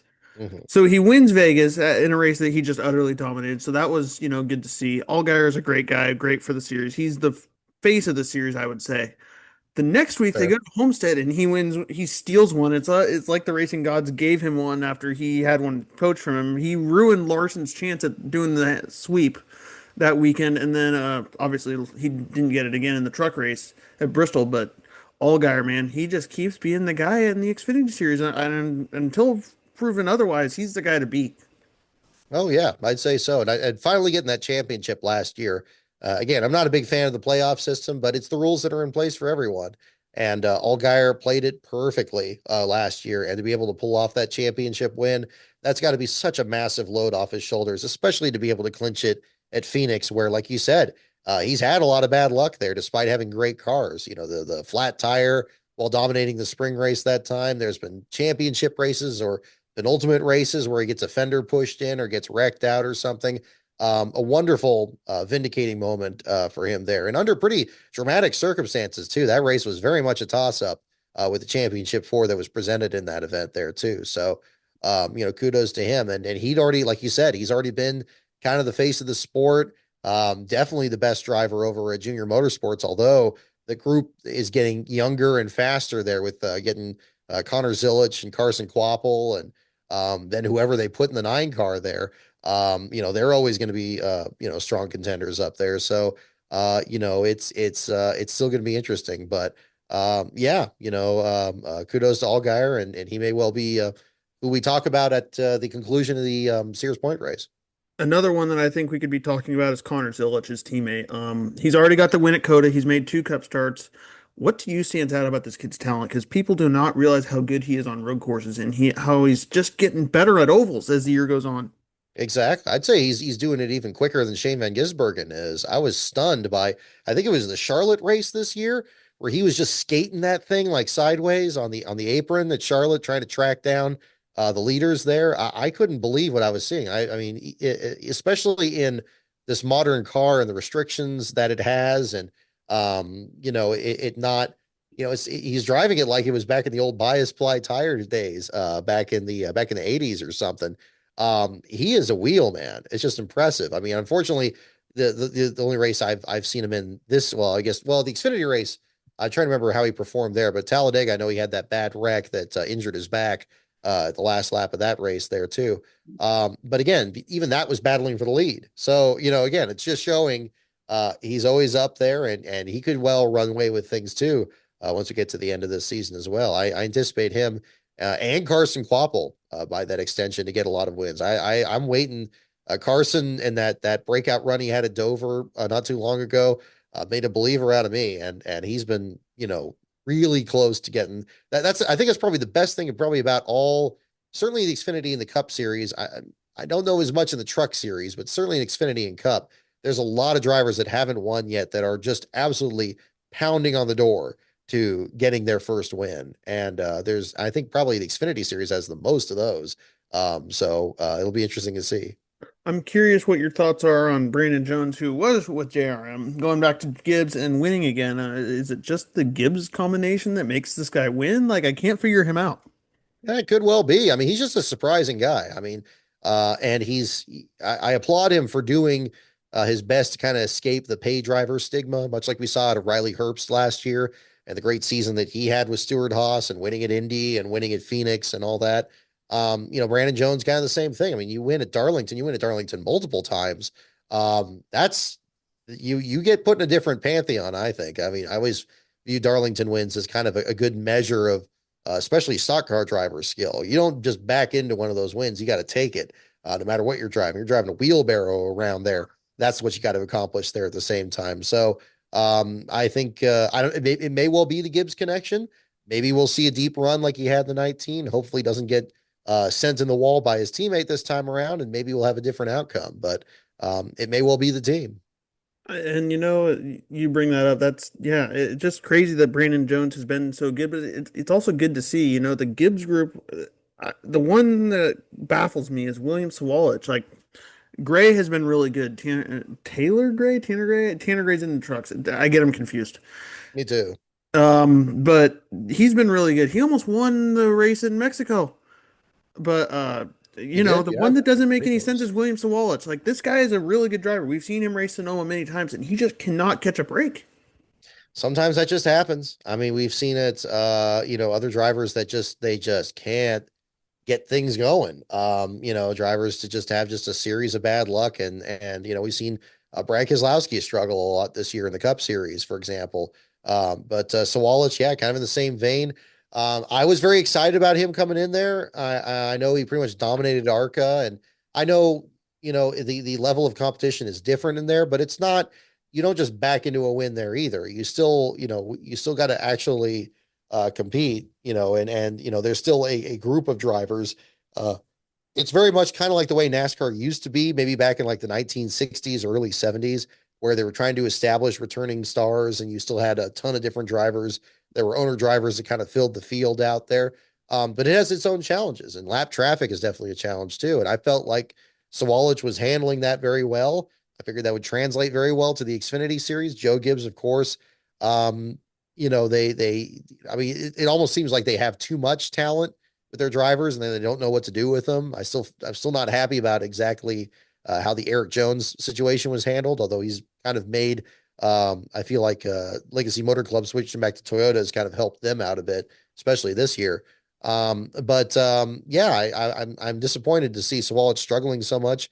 How much of it are his particular mistakes or issues with the team? I don't know. I know Joey Gase was not happy with him back at Rockingham when he got into Catherine Legg in the first corner there, which again was disappointing given the fact that that was exactly the kind of issue he should have been prepared for from ARCA, navigating through slower lap traffic. It just didn't work out there. So, hopefully things turn around for him, but it's not been a good start so far. And I'm curious, obviously, Hendrick Motorsports has their number 17 car that will be racing at Sonoma. They will be racing this weekend, though, at Pocono with Chase Elliott. We know that. But the other few races, 10 races to be exact, they will have sprint car star Corey Day. I know him from my time watching high limit sprint car racing during the week. I watch Flow Racing. That's what I turn on to. I covered the race in Placerville when Corey Day finished third in Placerville last August. And I covered him in Vegas when he won the high limit opener in Vegas in the sprint car. He will be making his road course debut in the Xfinity Series for the Hendrick Motorsports 17 team. What are your initial thoughts on Corey Day? Obviously, you maybe have a different aspect of him than I do because I'm more into the dirt world. But what stood out to you about him? He's run ARCA, trucks, Xfinity, everything. Yeah, I mean, I'm not as familiar as from his dirt racing career, although I don't live too far from where the Placerville track is. Actually, I work pretty close to there. But I'm excited to hear somebody that's able to find success that close to home, make a name for himself in NASCAR's higher ranks. What I have noticed is, at least in him getting in the trucks and Xfinity series, he seems like he's on the upswing right now. I know he had some kind of off kilter runs, struggled a bit at Martinsville earlier this year, some of these other races, but I believe he just came off a career best run in, was it Nashville? He got a top Hmm. five in. Yeah, he was Hmm. like right up there, and he seems like he's starting to figure out the Xfinity car. Still very early in his career, but again, this is going to be another step on the ladder. You know, it's just any number of laps he can get, any more challenging tracks he can compete on. Sears Point's going to be able to be a good satisfaction for both those elements. So I think that, and given the fact that you're going to have some very tough road course competitors out there, he's definitely going to learn a lot out there, and it'll be interesting to see. But in terms of what expectations, hard to tell. Obviously, when we saw that 17 car last year with Boris said, they had a lot of problems. They had to go to a backup car. That car got thrashed pretty good by the end of it there. It may end up being something similar for Corey Day in this one. But I know that if that does happen, even if that is the case, I'm sure he'll learn a lot, and he'll be that much better the next time he does a road course in the Xfinity series. Just to throw a quick promo out there, I will be at the Placerville Speedway on August 15, I believe it is, for the 49er Gold Rush Classic when High Limit comes to town, and you guessed it, Corey Day's racing in it. Very Um, exciting. but yeah, the one thing that stood out to me about him is just the talent, man. I mean, the thing is, we do know he will be coming into Sonoma with some laps. He ran a TA2 car there, I believe, in April. Probably not the same course, but you get parts of the course, so at least he has laps. But it's Sonoma's not the easiest road course to come to for your first road course. No, not at all. But anything helps. I mean, I'm sure, especially with a Hendrick ride, he's gonna get the full benefit of whatever assets or opportunities that team could provide to him. I'm curious, Brock, while we're on the Hendrick front, Larson just did the Indy 500 Coke 600 double again. I don't know if you can really call it a double because he DNF'd in both races and both were impacted by rain, but there was less hype around it this year. I mean, it was still cool. I'm pretty sure all NASCAR fans were watching both races, but what were your thoughts on him trying to do that again and just not working out this time? I mean, it's not for me to really say. I mean, if he wants to do it again, I'm all for it. If he doesn't feel like doing it, feels like that's already happened. That's about as best he can do. I get that too. I mean, that's really kind of up to him at this point. I think that I hope I'm kind of looking ahead of this and seeing like, okay, who else is going to be somebody that's going to attempt both races? Are we going to have somebody else have the logistics and be able to make their own run at it? Is that going to be a guy that maybe is coming up the ranks now? Like, maybe a Corey Day or a Connor Zilic or something like that. How's that going to work out? And also, I'd love to see a reverse. I'd love to see an IndyCar guy come back over and try laps in these Cup cars. If it's a Scott McLaughlin or a Joseph Newgarden or something like that. And I still keep waiting for the year that we get Lewis Hamilton coming out to attempt the Sears Point race. I know he's in Formula One, but again, just kind of I'm excited by any kind of crossover between different disciplines that it brings more attention to NASCAR.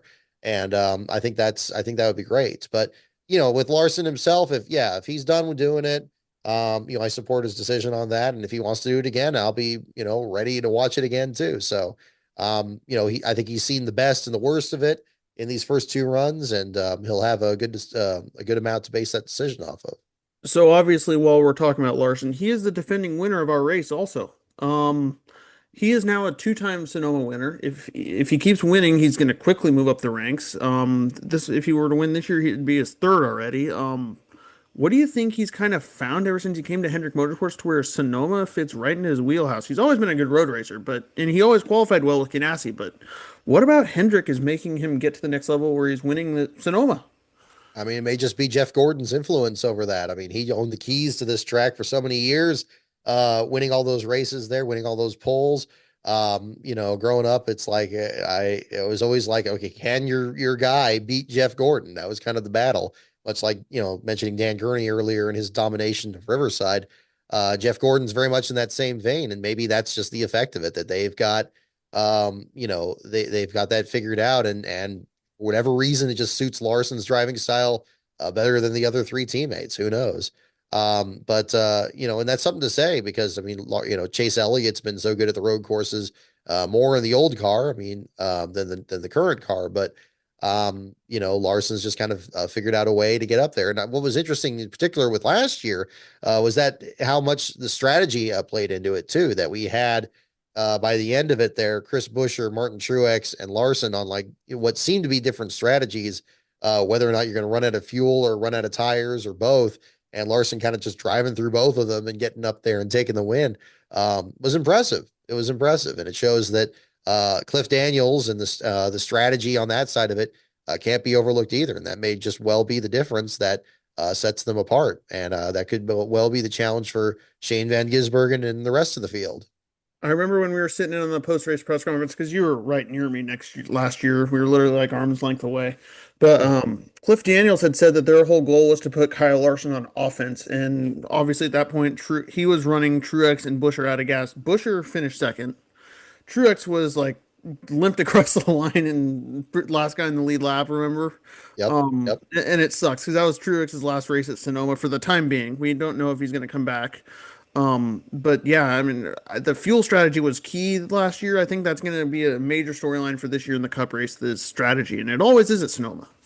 It is, and that could be. We've seen it come out both ways. We've seen it where a driver stays out on old tires, has a different strategy, and they just kind of win by a big margin.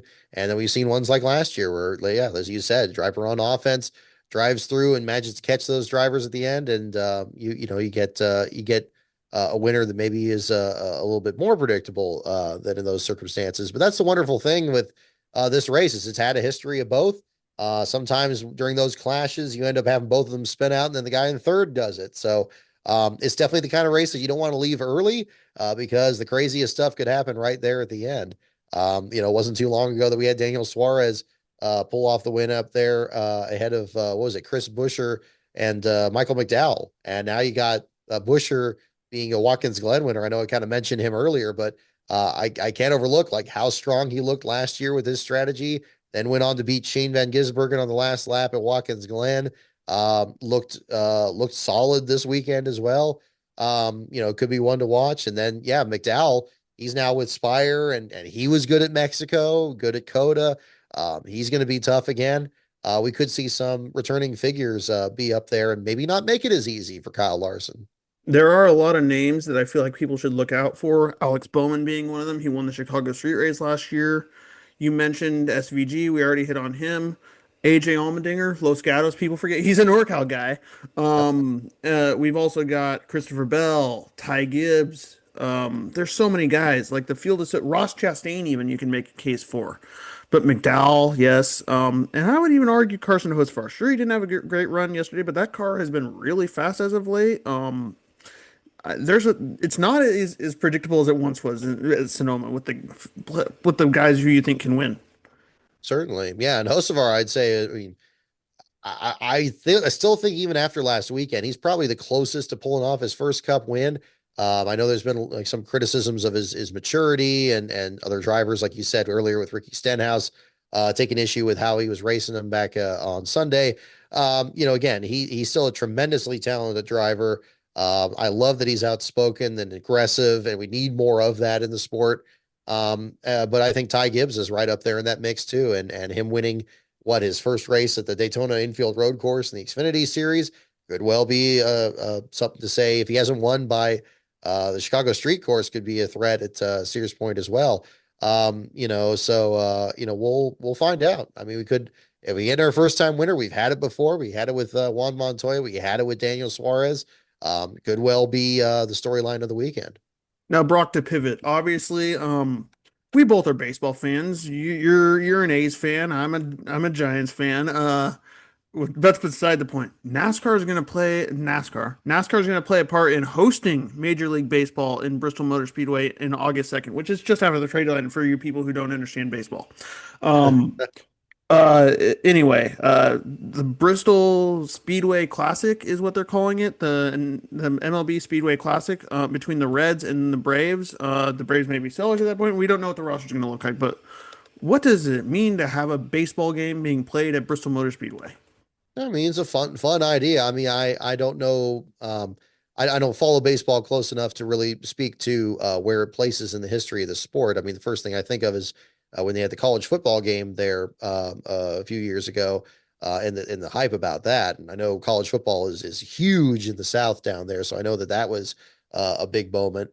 But I mean, again, trying different things with the property, and I think these tracks are all trying to kind of maximize the use of their facilities and bring in whatever they can, if it's not just these series or whatever.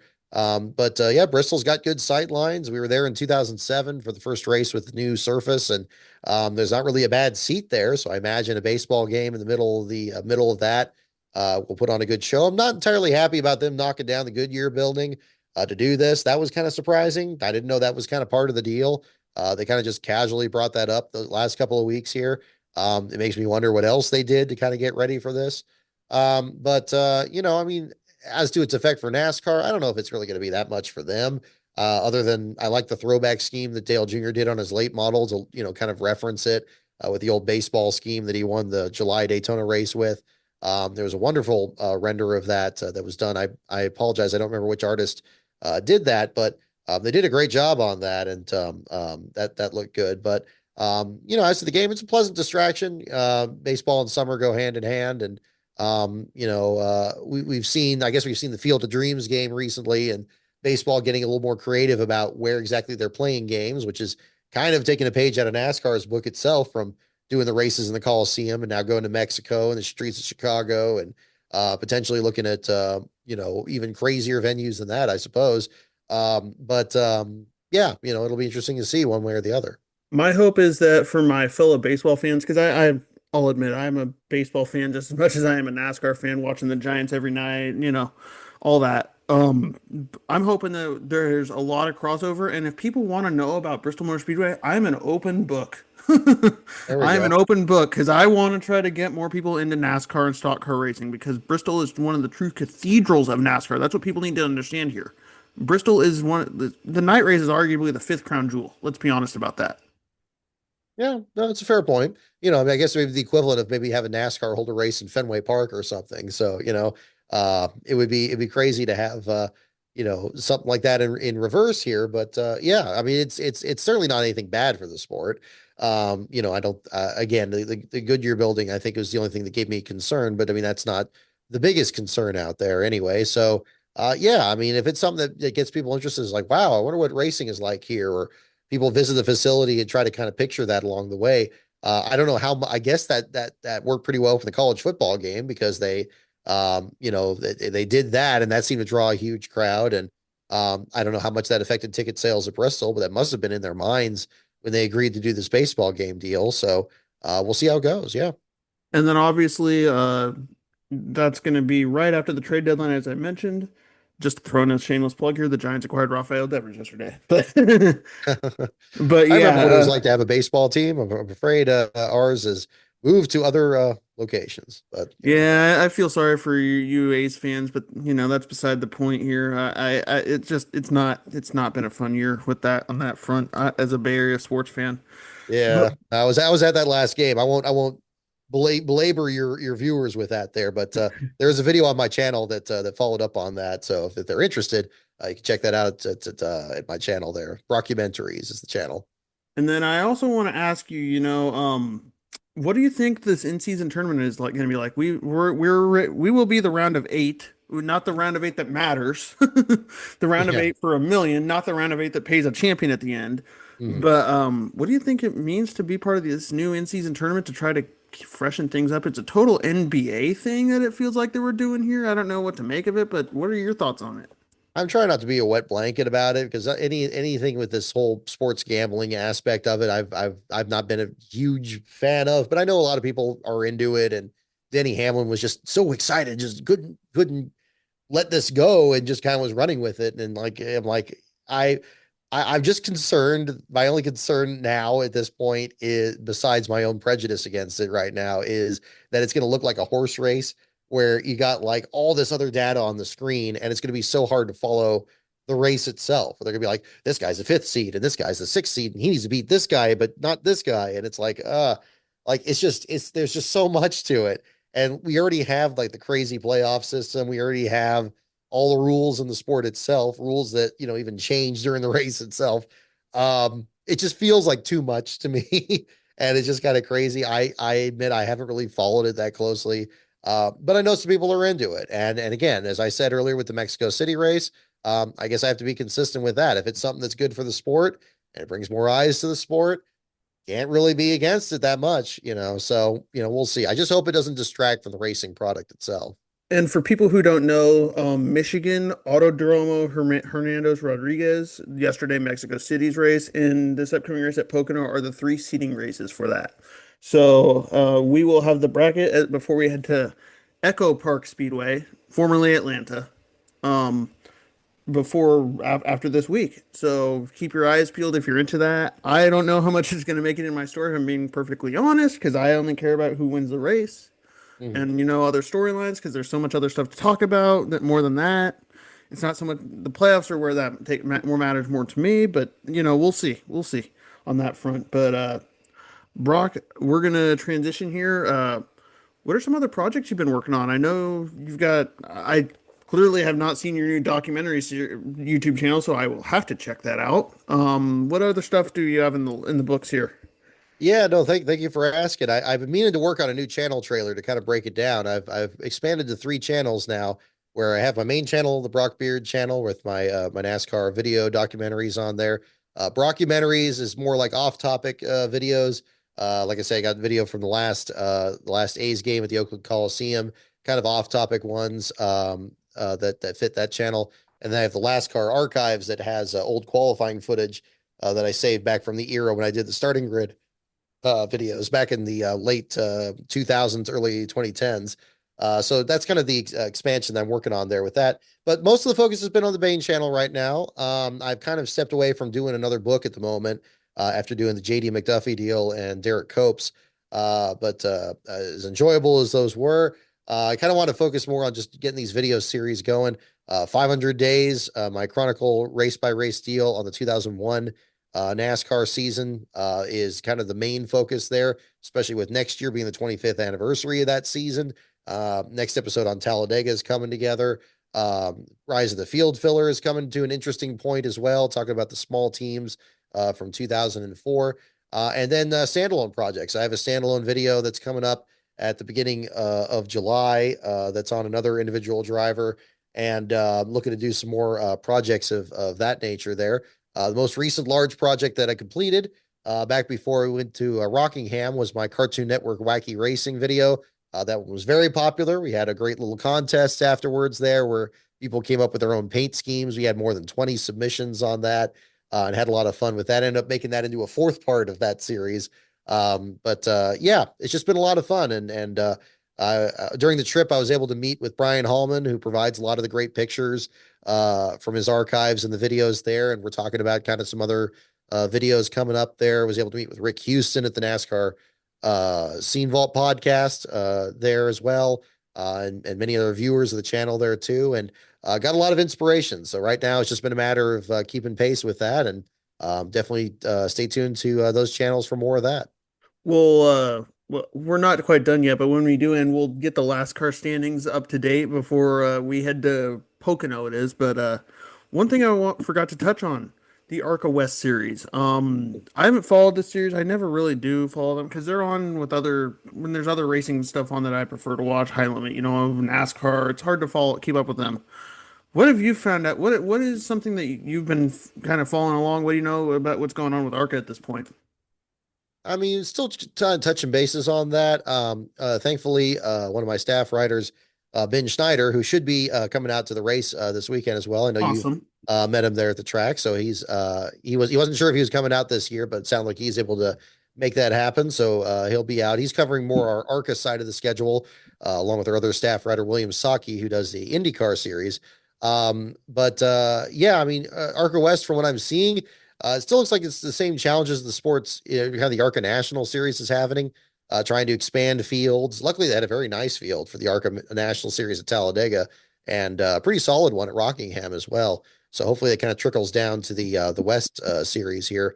But again, I don't, I'm still kind of catching up from it. I'm kind of, my exposure to it is more kind of a synthesis of Ben's articles here at the moment and kind of getting used to which drivers are kind of at the back of the field and kind of establishing themselves. Although there's been a lot of different driver changes in that section there too. Again, I'll be curious who shows up and, if we get any, I anticipate we'll probably get some Cup Series regulars. They're going to try to get some extra laps out there in the West Series. We've seen that the last few years too. I'm not exactly sure what direction everything is going on that end there too, but again, I anticipate brushing up on that a lot more closer to the date. And then also, I'm not sure if you realize, but our Xfinity Series race is like 3.5 hours earlier than it was last year. When we'll be done by the Oh, time the okay. Xfinity Series is normally starting. So, but that leads me to my next point. After the They're not Xfinity going to Series delay it race, again. That's we've good. got the historic Trans Am race, which Mike Joy is racing in again and his son. Sure, it's going to be weird that this isn't a Fox weekend, but Mike Joy, legend of the sport, what does it mean to have him at least racing in our weekend again? I mean, he won't be calling the action, but he's still part of it. Sure. Oh, wonderful. Yeah. I mean, anything that Mike Joy is involved in, he's a wonderful student of the sport's history. He's always been very supportive of my work. I know in particular, was the first person to endorse both my books, is very, very supportive of that. And yeah. And again, he's always had a wonderful eye towards, the small teams in the sport too. And what makes a good story in the race. And I think that's why it was so wonderful that he ended up being the person that gave the call to Dale Earnhardt winning his first Daytona 500 back in 1998. And I think that extends to his time in the historic Trans Am. He and his son, it's been crazy thinking of his son driving with him there because I remember back when he was much younger and Mike was talking about taking him to go see the Speed Racer movie back in 2009. Now here he is, growing up and living that dream and running the historic Trans Am. Really cool, and it's good to see. Mike always seems to really enjoy the Sears Point track in particular. And bring his classic car out. Excuse me. I think we'll learn. Excuse me, much more about the car he's driving for that event there, and good to see him out there. Yeah, and again, even not in a broadcast capacity, I think he always takes that mindfulness of what motorsports history is, how important it is to keep that alive and pass it to the next generation. And I think that's very much captured in him participating in this event. He's participated in a number of years now, hasn't he? It's been like at least like the last like 4 or 5 years, hasn't it? As long as I can remember, I think it's been like the last 3 or 4 or something like that. Okay. But I think it's awesome. And granted, it was easier when Fox Sports had the race, but uh, but yeah, it's been pretty nice to have Mike Joy in it. Before we end, I want to ask your opinion on some of the last place teams in the Xfinity and Cup series that have really outshined expectations. I'd say Rick Ware Racing, and in particular Cody Ware, has really done better than people have anticipated. It's a very fair assessment. I mean, I'm just pulling up the stats here right now to kind of see who's where in the standings, and it seems like it's been kind of a different group up front than maybe one would expect.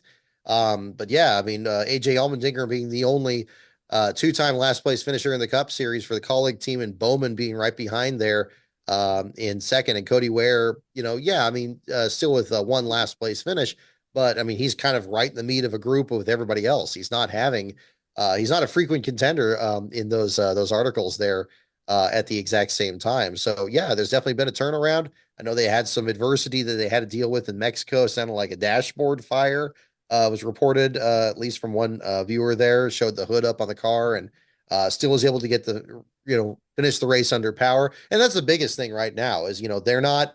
It's definitely not a start and park organization, and they're not a situation where they have engines that don't hold together or anything. They do everything they can to get as many spots as they can and finish as best as they can at the same time. I know there was some concern when they kind of changed the driver lineup up and they had Justin Haley leave the team and brought Corey LaJoy in there, and now we have kind of LaJoy and Cody be kind of the pair up with LaJoy just kind of part time. But again, they're making the most with what they can do, and it's not a clear path, but I mean, I think that Cody has shown a lot of steady improvement along the way, and it's interesting to see because I remember his first start coming out at Sears Point, trying to qualify premium motorsports car out there. Unfortunately, missed the show that time. But then them growing that organization and getting charters and stuff, that's exciting to see. And then Xfinity, same thing. Christian Eckes, Daniel Dye, colleague cars at the top of that lineup.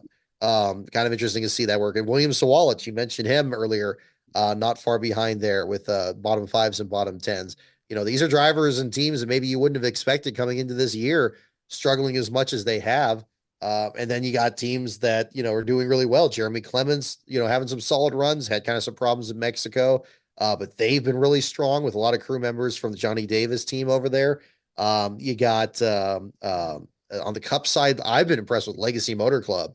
Hmm. I was back at the Clash when John Hunter Nemechek was really finished well in the last chance qualifier, and Eric Jones almost won it. And then John Hunter came back and got that great finish in the Daytona 500. I was like, watch out for these guys. They're looking really good. And I got a lot of beef from people. They're like, oh, no, it's too early. Yeah, they're not doing very good. It's just those are just like luck. They backed into it. And now it's like Mexico City and Nemechek comes back from all these spins. He's up there at the front of the field. He had that great run at the 600 as well. Again, I was talking about people close to getting their first win. Could it possibly be another Nemechek in a 42 car pulling off a win? It's definitely in the cards. I think that's definitely a possibility. Uh, yeah, Yeah, you took the words right out of my mouth. I was literally about to ask you the next question about Legacy Motor Club. So thank you for answering that ahead of time. sure. Uh, I want another team I want to hit on another storyline that people have no idea about. What type of streak could we be looking at here if Denny Hamlin finishes last again at Sonoma? That's the story. That's the story. I was saving that one, but you are right on the nose there. This could be at the back of the field a historic weekend at Sears Point, the Toyota Safe Mart 350. Denny Hamlin has finished last in the last two Cup races at Sears Point. He had a crash 2 years ago. He had a blown engine a couple laps into the race last year. He debuts a new sponsor with the AMPM sponsorship on the number 11 for the Sears Point race this year. And if he somehow finishes last yet again, it will tie the current record with Tom Hubert, who was last in three consecutive Sears Point races 2004, 2005, and 2006. At the end of that streak, Hubert actually wrecked on the opening lap, getting in a massive pile up in the S's. So it could be something maybe, is it potentially going to be a third in a row, or is Denny going to turn things around and pull off a win there? I think that's going to be a very exciting story. It'll definitely be something I'll be watching very closely from pit road at the start of that race there too. So we'll see. I know Denny's not been too happy about running the road courses. By the way, congratulations to him and on the birth of his third child there. But certainly going to be one to watch for him at Pocono coming up this next week. I'll tell you that much. For Sears Point, that's going to be the story there. It's already the theme for my Patreon magnet that I'm going to have on the side of the car there for the weekend's track activity. It's going to be a Hamlin based magnet, and we will see if it's going to be a Hamlin based article by the end of that weekend. What's quite funny is you mentioned the AMPM sponsorship. That will be his first time with AMPM. In the fall race in Vegas, they will have that same scheme as well, which it looks like my photographer and I are going to be going. We'll see. But so yeah, I'll Yeah. get used to seeing that scheme. Um, anyway, Brock, we've got your last car it's last car standings time. Where are we at right now?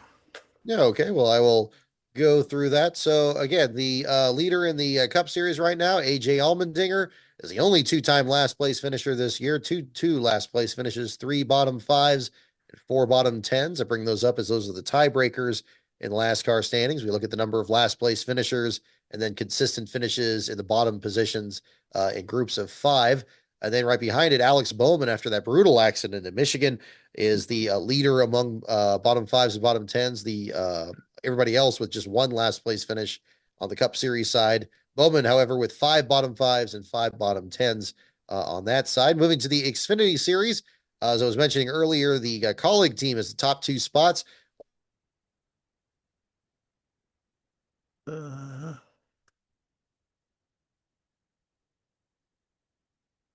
did we lose you? I'm not. Oh, he lost connection. His internet just went out.